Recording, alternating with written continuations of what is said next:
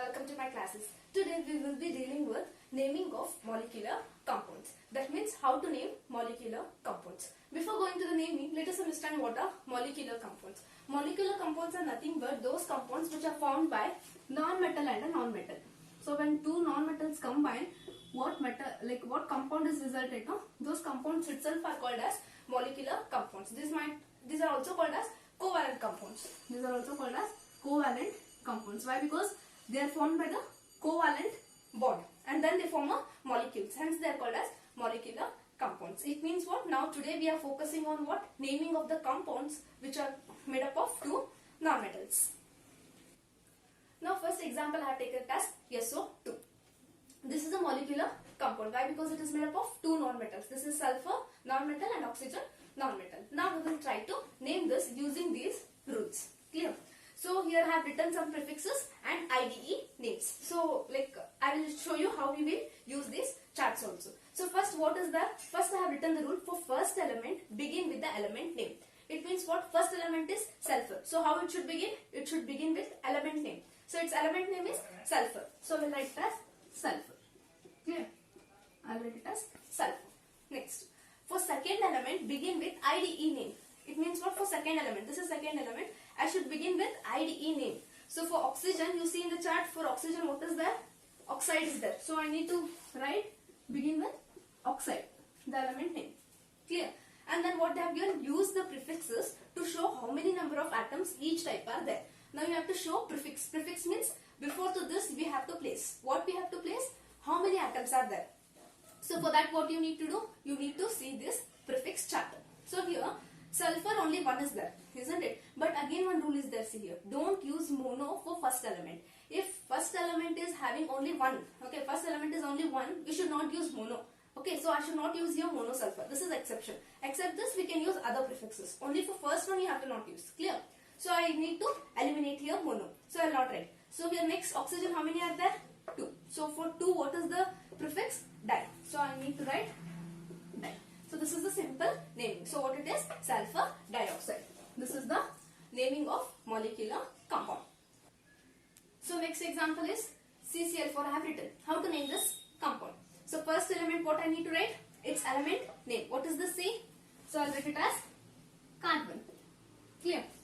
And then here Cl. So I should write IDE name. For Cl what is IDE name? Here chloride. So I will write it as chloride. Clear?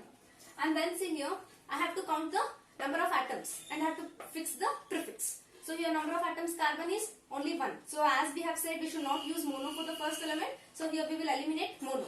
Then for here, how many chlorine are there? 4. So for 4 what is the prefix? Tetra. So I need to write tetra. So what is the name of this compound? Carbon tetrachloride. This is the name of the compound. So next coming to H2O, isn't it? The most useful molecule we can say. So how to name this compound? Again first we will take the element name. What is the element name? Hydrogen. So I will write it as hydrogen. Clear? And then what? Next you have to write this. Begin with IDE name. So see for oxygen what is IDE name? Oxide. Isn't it? So it is oxide. Next see here. Here how many number of, you have to count the number of atoms. You have to fix the prefix. So here number of atoms for hydrogen is 2. So for 2 it is di. So we have said that only mono should not be used for first term. Other than mono is there any prefix we can use. Only mono should not be used for first term. Clear?